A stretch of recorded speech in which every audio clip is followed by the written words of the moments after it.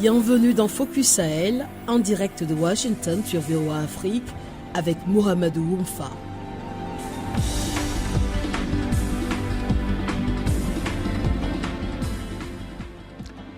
Bonsoir à toutes et à tous, bienvenue dans Focus Sahel, dans ce studio, c'est bel et bien Mohamedou Oumfa et non Eric Manirakiza. Bienvenue donc dans Focus Sahel, l'émission qui vous offre une perspective unique sur la région. Chaque semaine, nous explorons les nombreuses facettes de la vie au Sahel. Au sommaire de cette édition, gros plan sur le Tchad et le débat autour de la candidature éventuelle du président de la transition. Près de 3 ans après sa prise du pouvoir, suite à la mort de son père qui a dirigé le pays pendant 31 ans, le général Mahamat Idriss Déby Itno a été désigné le 13 janvier candidat du MPS, Mouvement Patriotique du Salut, l'ex-parti au pouvoir, à la prochaine élection présidentielle. Pour le MPS, son bilan en tant que chef de la transition est positif et il est capable de garantir la stabilité du pays. Mais l'opposition dénonce une succession dynastique qui se préparerait avec la complicité de la communauté internationale. À suivre, le reportage de notre correspondant André Kodmadingar, correspondant de VOA Afrique au Tchad, et l'analyse de Paul Yombo, il est enseignant à l'Université protestante d'Afrique centrale.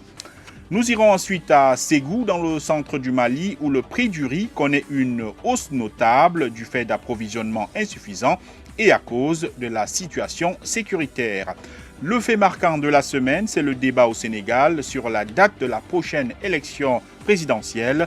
15 des 20 candidats retenus en janvier pour l'élection réclament que l'élection ait lieu au plus tard le 2 avril, date de la fin du mandat du président Macky Sall.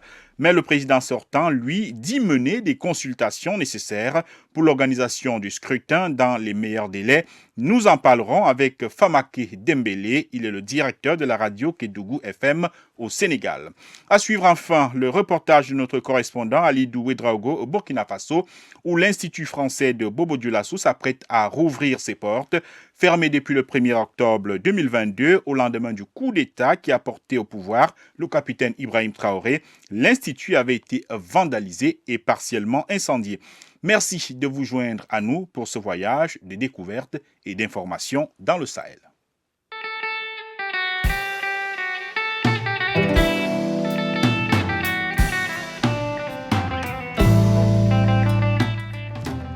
Au Tchad, le président de la transition, Mahamat Idriss Déby Itno, a été désigné le 13 janvier comme président d'honneur et candidat du MPS, le Mouvement Patriotique du Salut, à la prochaine élection présidentielle. Cette désignation par les caciques de l'ex-parti au pouvoir fait réagir les acteurs politiques. Au vu de la tension et des menaces terroristes dans la région, certains estiment qu'il est le candidat idéal pour garantir la sécurité des Tchadiens. Pour d'autres, c'est le règne des Déby qui se poursuit. André Kodmadingar, correspondant de VOA Afrique, fait le point depuis N'Djamena.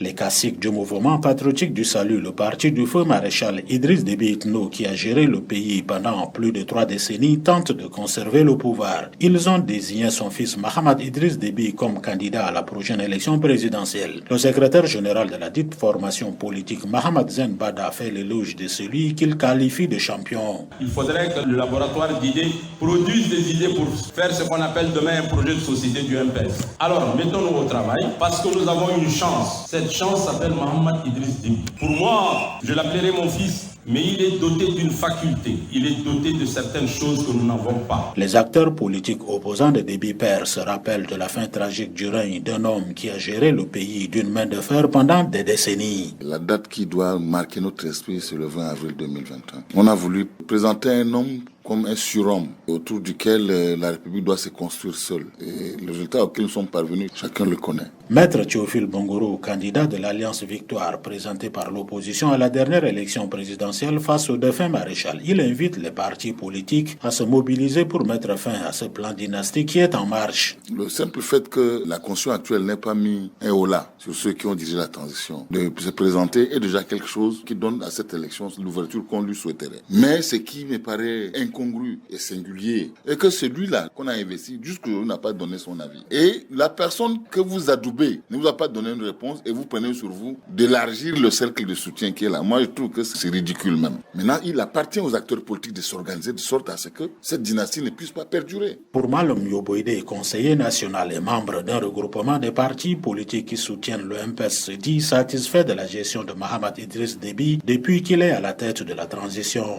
Aspect sécurité, le Tchad est de bonne morale. Il a une politique de la main tendue qui a permis aux gens de venir depuis d'eau, les politico-militaires, le DENIS. Aujourd'hui, on parle de la nouveauté, l'accord de Kinshasa qui a fait venir le Premier ministre actuel. Il y a le président Lazina qui est aussi rentré. Donc, nous ne reprochons rien au président Mahamat Idriss Déby. Donc, je ne m'oppose pas à ça. J'attends mon congrès pour le plus des orientations. La présidente du Parti citoyen du Tchad, Irène Damnoudji, estime que c'est enfin stratège que le MPS a su récupérer l'actuel président de transition pour faire de lui son candidat. Parce que pour elle, il serait difficile à un civil de diriger ce pays. De toute façon, nous souhaitons avoir un civil à la tête du pays. Mais le Tchad qu'on connaît avec des politicos et un peu des tensions un peu partout, là, ça veut dire que même si un civil vient pour l'instant, là, ça va être compliqué. Le président du cadre national de concertation des partis politiques, Dr Nasradji Massingar, ne partage pas cet avis. Diriger un pays n'est pas question de civil, de militaire ou de qui que ce soit. C'est le sérieux du candidat qui a le soutien populaire. C'est tout. Mais dire qu'il faut que ça soit un militaire, il faut que ça soit un civil avec telle expérience ou avec telle autre, je ne suis pas dans ce débat-là. Le MPS compte sur la coalition des partis politiques et ex-mouvements politico-militaires qui ont soutenu le oui au référendum constitutionnel du 17 novembre pour assurer la victoire à Mahamat Idriss Déby à cette élection présidentielle. André Kodomadingar pour VOA Afrique, N'Djamena.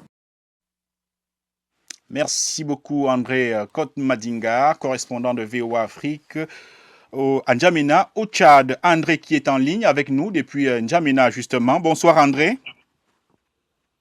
Bonsoir Oumfa. Alors l'éventuelle candidature de Mahamat Idriss Déby Itno fait donc débat au Tchad, mais l'intéressé lui-même, comme on l'a suivi dans le reportage, n'a toujours rien dit officiellement.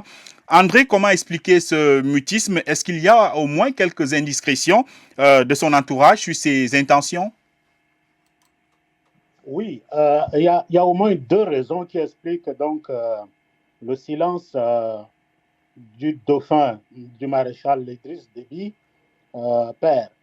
La première raison, c'est que il entretient encore ce flou autour de sa candidature. Parce que selon son entourage, il ne voulait pas donc augmenter la tension au niveau interne, parce que sa candidature a été vue comme un plan dynastique qui est en train d'être mis en place.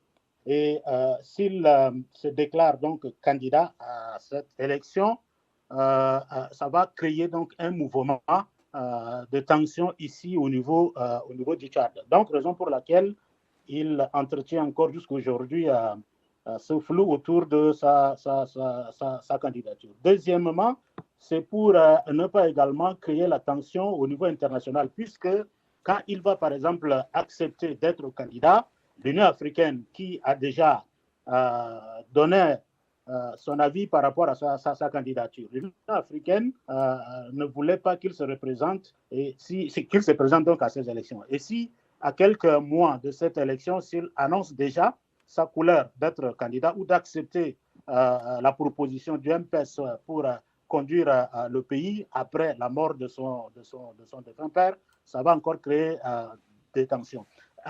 Troisième indiscrétion, c'est qu'il tient encore ce silence parce qu'il ne voulait pas par exemple, à mettre la France qui était Emmanuel Macron, qui était venu assister donc aux obsèques de son défunt père, avait dit clairement qu'il n'est pas là pour soutenir le plan dynastique. Et donc, il demande donc à Mamad Kaka, l'actuel président de la transition, de ne pas se présenter également à ces élections-là. Donc, toutes ces raisons réunies, il entretient encore ce flou-là autour de sa candidature pour sortir, par exemple, à la dernière minute. Quand il va rester, par exemple, 2 mois, il va annoncer clairement son intention et ça va peut-être atténuer un peu la tension. Oui, alors André Kodmadinga, on l'a suivi, hein, oui. Les raisons pour lesquelles éventuellement Mahamat Idriss Déby entretient le flou sur ses intentions, mais on sait évidemment qu'il y aurait une élection d'ici la fin de l'année. Est-ce qu'il y a un calendrier prévu pour y parvenir? Dans tous les cas, quelles sont les prochaines étapes à franchir avant l'organisation de cette élection? Oui, justement, le calendrier, c'est plutôt l'ANGE, l'Agence nationale de gestion des élections qui doit proposer et sera validée par le Conseil constitutionnel. Et loin de tout cela, parce que jusqu'à aujourd'hui, il n'y a aucun signe dans ce sens. Et je vous apprends également que le président, par exemple, de la Cour suprême a été donc attaqué avant-hier, hier matin à son domicile. Et les autres, les assaillants, ceux qui ont attenté à sa vie, ont continué jusqu'au bureau pour saccager également le bureau du Conseil de la Cour suprême, la plus grande institution juridique au Tchad. Et donc, au niveau même de N'Djamena, il y a des tensions et ces institutions qui sont chargées donc d'organiser ces élections-là n'ont pas encore proposé un calendrier qui va peut-être permettre à ces candidats ou soit à ces hommes et femmes qui veulent postuler, donc qui veulent candidats à cette élection-là de se préparer. Merci beaucoup André Kodmadinga, correspondant de VOA Afrique à N'Djamena au Tchad. Et pour poursuivre la discussion, pour une analyse, retrouvons à Yaoundé au Cameroun Paul Yombo. Il est analyste politique, il est enseignant à l'Université protestante d'Afrique centrale. Bonsoir Paul. Paul Bonsoir, Yombo, Mamadou. depuis le Cameroun. Bonsoir Mamadou. Voilà, alors Paul, il y a près de 3 ans, les militaires prenaient le pouvoir au Tchad avec à leur tête le général Mahamat Idriss Déby Itno. Près de 3 ans après, quel bilan peut-on faire de leur action, de la transition, notamment les points forts et les points faibles de cette transition? Alors, comme vous l'indiquiez, et comme votre correspondant l'a dit dans ce reportage, le 20 avril 2021, on découvre Mahamat Idriss Déby Itno à la tête du comité du CMT, du fameux CMT.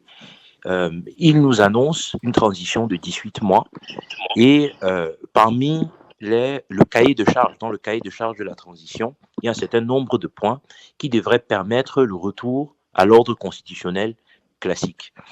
Dans ces cahiers de charge-là, il y a l'organisation d'un dialogue national inclusif, ce qui a été dénommé le dialogue national souverain et inclusif, certains diront avec une certaine ironie, parce qu'on a constaté l'absence d'acteurs majeurs de la société civile, d'acteurs majeurs de la classe politique et d'acteurs majeurs parmi les groupes militaro-politiques qui ont, disons, animé la scène politique tchadienne. Nonobstant cela, le séjour du général Mahamat Idriss Déby a été rallongé de 24 mois. Il a reçu lors de son installation un certain nombre d'acteurs de la scène sous-régionale. Le président nigérian de l'époque était présent, certains représentants des pays de l'Union européenne étaient présents.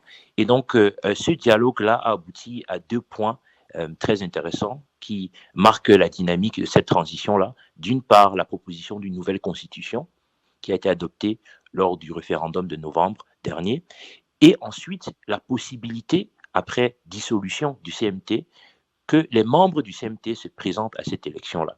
Et donc, on se rend compte qu'il y a là un bilan politique qui est contesté. L'opposition parle de tentatives de succession dynastique, fustige la gestion des droits humains sur le territoire, pointe du doigt la situation catastrophique. Alors, Paul Yombo, quand les militaires prenaient le pouvoir, ils avaient promis de restituer ce pouvoir-là, mais désormais, le chef de la transition est libre de se présenter selon les recommandations du dialogue national que vous avez évoqué. Alors, est-ce qu'il y a lieu d'avoir des doutes sur les intentions du général Mahamat Idriss Déby? Va-t-il se présenter? En ce bilan-là,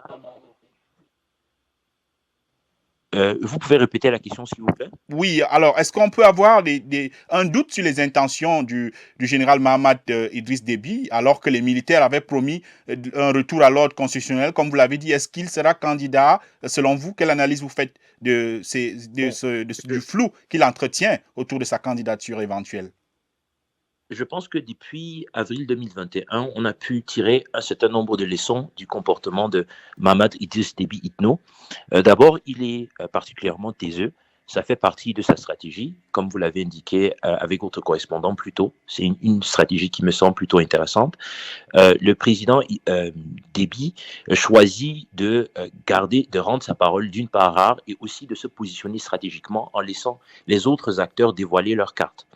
Donc, mais cependant, je ne pense pas qu'il y ait un doute fondamental sur l'intention du président Idriss Déby Itno. Les voyants qu'on commence à voir s'activer nous mènent tout droit vers une candidature. Le MPS qui se mobilise ne se mobilise pas sans avoir un certain nombre d'assurances venant du président Idriss Déby Itno ou de son entourage. Les rapprochements qu'on commence à voir au niveau international, je pense notamment à ce qui s'est passé avec Tahir Wodji du FACT, qui a été interpellé par les hommes du général Haftar puis libéré, semble indiquer que le président Déby est en train de s'installer dans une dynamique de pouvoir sous-régional, mais aussi qu'il est en train de tisser sa toile au niveau de la politique domestique. Et s'il faut encore souligner que les rapprochements avec les têtes de proue principaux de l'opposition indique vraiment que le président Idriss Déby va se présenter. À cet effet, vous parlez justement de rapprochement avec des opposants, des principaux opposants. On a Saleh Kebzabo, l'opposant historique, qui est désormais médiateur de la République. On a Succès Masra, qui est maintenant Premier ministre de la Transition. Alors, est-ce que vous pensez que le général Mahamat Idriss Déby fera face à une vraie concurrence avec ces têtes de proue qui ont rallié les causes de la transition? Bon, quand on regarde la structure de l'État du Tchad est le régime tchadien est un régime corporatiste, très fortement corporatiste, avec une présence des militaires partout dans l'appareil. Ça, c'est une première caractéristique qui peut nous indiquer quel est le niveau de résistance auquel il pourrait s'attendre de ces deux figures-là et des autres figures qui ont déjà annoncé leur participation aux élections futures. D'autre part, il faut également souligner que le président Idriss Déby Itno a un certain nombre d'acquis du point de vue de la longévité au pouvoir de son père. Lui-même, il a fait partie dans une capacité plus ou moins importante du régime de son père. Il a ces acquis-là.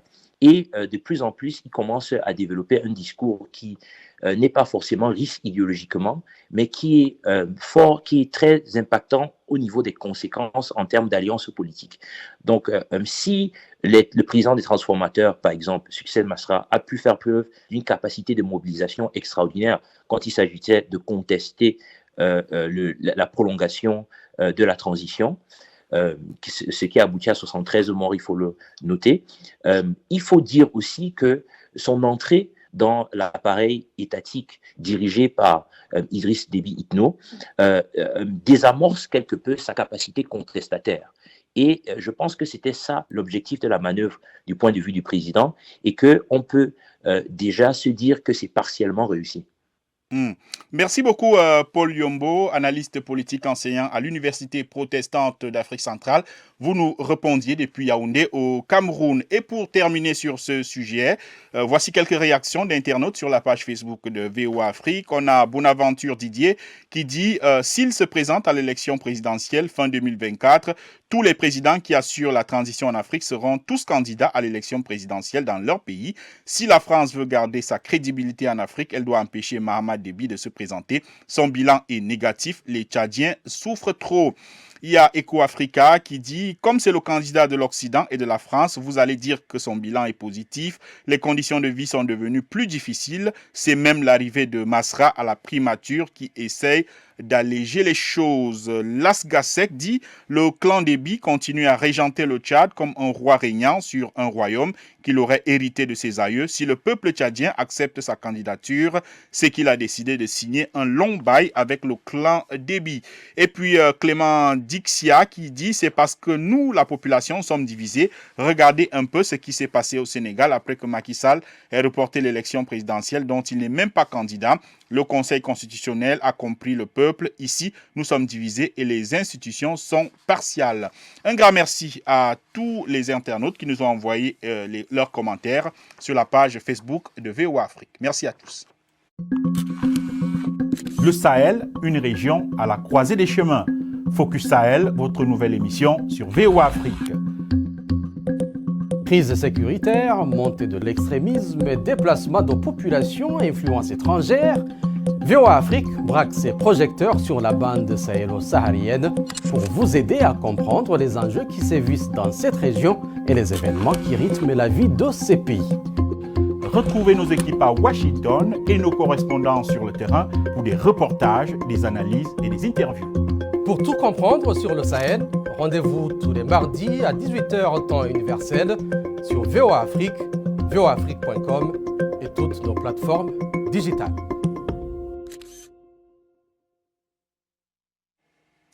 Rendons-nous maintenant à Ségou, dans le centre du Mali. Là-bas, le prix du riz connaît une hausse notable. C'est ce qu'ont constaté les consommateurs, notamment lors de la foire hebdomadaire dans cette ville située à 240 km de Bamako. Cette augmentation des prix du riz est attribuée à des approvisionnements insuffisants. Malgré des améliorations, la fragilité de la situation sécuritaire inquiète certains commerçants et limite leur approvisionnement dans certaines localités de la région. Reportage de Georges Attino à Ségou. Il est 16h ce lundi à la foire hebdomadaire de Ségou, à quelques pas des rives du fleuve Niger. La journée de marché tire à sa fin pour les commerçants de riz local, cultivés et hautement appréciés dans la région de Ségou.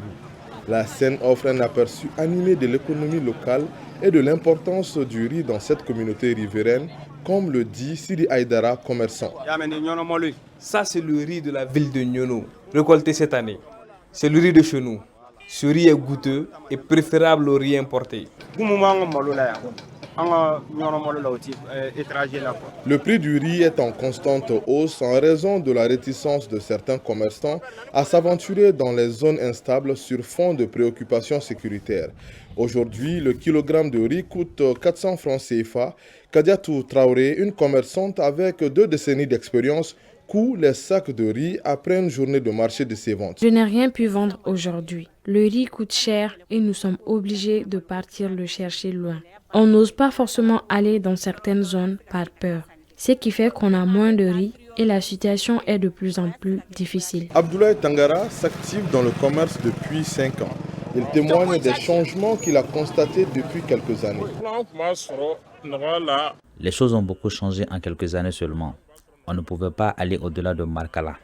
Mais aujourd'hui, je pars dans quelques villages en plus. Cependant, aujourd'hui, il y a beaucoup plus de commerçants pour peu de riz. Et en plus de cela, les agriculteurs se plaignent aussi de l'augmentation du prix de l'engrais. Tout cela rend la situation compliquée. Les clients, eux, font les frais de cette situation. Nous aimons beaucoup les riz qui nous viennent de Nyono. Mais ça coûte cher de nos jours. Ils m'ont dit 400 francs le kilo. Je leur ai dit de laisser à 375 francs. Mais pour le moment, nous n'avons pas trouvé d'accord. Au marché de Ségou, clients et commerçants espèrent une baisse significative des prix et une amélioration de la situation économique. Georges Attino, de retour de Ségou pour VOA Afrique.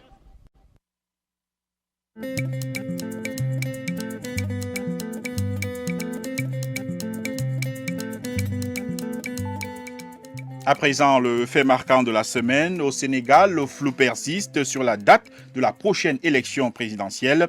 Les Sénégalais qui devaient voter dimanche prochain ignorent quand ils se rendront aux urnes après une séquence inédite depuis l'indépendance, séquence au cours de laquelle le président Macky Sall a décrété le report de l'élection et le Conseil constitutionnel a invalidé sa décision. Pour en parler, retrouvons Famaké Dembélé. Il est le directeur de la radio Kédougou FM au Sénégal, une station partenaire de VOA Afrique. Bonsoir, Famaké Dembélé. Et bonsoir, Mohamed. Voilà, le président Macky Sall avait annoncé la tenue de consultations sur une nouvelle date et sur l'organisation de la prochaine présidentielle. Où en est-on avec ces consultations? Quels en sont les échos dans les médias? Voilà, merci beaucoup pour cette invite dans cette émission très écoutée. Pour revenir à votre question, il faut dire que présentement, le président Macky Sall est à son deuxième jour de consultation avec tous les acteurs, que ce soit les acteurs politiques, que ce soit également les acteurs de la société civile, mais également les chefs religieux et coutumiers. Donc, au sortir de ces 2 jours de consultation, parce que c'est ce délai qu'il s'est donné, pour pouvoir aboutir véritablement à une large concertation avec les différents acteurs avant de se prononcer face au pays, normalement au-delà des 2 jours. Donc, c'est-à-dire qu'actuellement, ils sont en plein parce que les différentes parties, en tout cas les différents responsables, défilent en ce moment au palais. Parce que même à la lecture des différents journaux, des différents quotidiens parus aujourd'hui, c'est ce sujet qui cristallise la plupart des quotidiens. Il s'agit, n'est-ce pas, de ce qui est des questions de concertation. Donc, en tout cas, c'est une décision prise par le chef de l'État. Il est engagé à respecter cette décision du Conseil constitutionnel qui, n'est-ce pas, l'autorise, n'est-ce pas, en tout cas, le choix de la date pour la prochaine élection présidentielle. Alors, merci beaucoup Famake Dembélé, directeur de la radio Kédougou FM au Sénégal. Et on se rend immédiatement au Burkina Faso pour la note positive de cette édition. L'Institut français de Bobo Dioulasso avait été fermé le 1er octobre 2022 au lendemain du coup d'État qui a porté au pouvoir le capitaine Ibrahim Traoré. Vandalisé et partiellement incendié, l'Institut a même été évacué de son personnel. Mais désormais, cet institut, l'un des premiers partenaires culturels de la ville, renaît de ses cendres. Elle s'apprête à rouvrir ses portes pour le grand soulagement de certains acteurs culturels et de la société civile. Reportage Alidou Ouedraogo. Après 1 an et demi de fermeture, l'Institut français s'apprête à rouvrir ses portes. Les contours de cette réouverture sont donnés par Judicaël Doli, chargé de communication de l'Institut. Nous allons commencer déjà par rouvrir le cinéma. À partir du jeudi 22 février, nous aurons donc le cinéma tous les jeudis soirs à partir de 19h pour adultes et les samedis à partir de 16h pour la jeunesse, c'est-à-dire les enfants. Donc, nous essayons de reprendre petit à petit les choses. Les amateurs de la grande scène, eux, devront patienter, dit Judicaël Doli. Nous délocalisons certaines activités vers des structures partenaires. Ça ne sera pas que les concerts, même les expositions. Nous travaillons avec le musée communal de Bobo Dioulasso sur Gossé-Lassano pour les expositions. Et pour marquer cette reprise prochaine des activités, l'artiste musicien Djeli Karim a présenté symboliquement son nouvel album aux acteurs culturels de l'Institut. Il a parlé de ses regrets concernant l'arrêt des activités de l'Institut. Nous, les artistes et les mélomanes et les promoteurs, vraiment, tout le monde sait que vraiment, le temps que c'est fermé jusqu'à aujourd'hui, on est vraiment regretté. Alexandre Diafodé Kaba est acteur culturel et membre de la société civile. S'attaquer à l'Institut français, c'est une grosse erreur parce que c'est un lieu de promotion culturelle et aussi ce que je voudrais dire, c'est qu'il y a des instituts français dans tous les pays du monde. Il y en a partout, il y en a aux États-Unis, il y en a en Ukraine, il y en avait en Russie, à Moscou, bien avant le début de la guerre en Ukraine. Il y en a partout, il y en a en Chine, il y en a même jusqu'à 2 en Chine. Donc c'est pour dire qu'il faut qu'on quitte dans cette politisation de tout. Diafodé appelle les uns et les autres à la compréhension.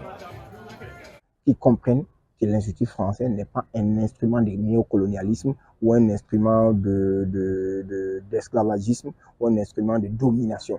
Mais c'est plutôt un instrument qui soutient la promotion culturelle. Et nous, en tant qu'acteurs culturels, il faut qu'on arrive à défendre cela, il faut qu'on arrive à montrer ça aux yeux du peuple. Issa Guiro est animateur de spectacle. Il appelle à protéger l'Institut qui œuvre selon lui au développement de la culture. Alors je pense que ce sont ces genres de lieux-là qui, dorénavant, si l'histoire doit se répéter, que nous devrons vraiment effacer et protéger de surcroît.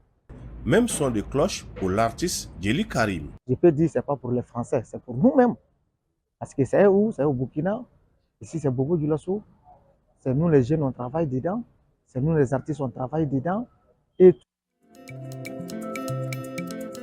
Merci beaucoup Alidou Ouedraogo pour ce reportage et c'est la fin de cette édition de Focus Sahel. Merci d'avoir suivi sur nos réseaux sociaux et sur nos stations FM et partenaires. À très bientôt sur ces mêmes antennes. Au revoir.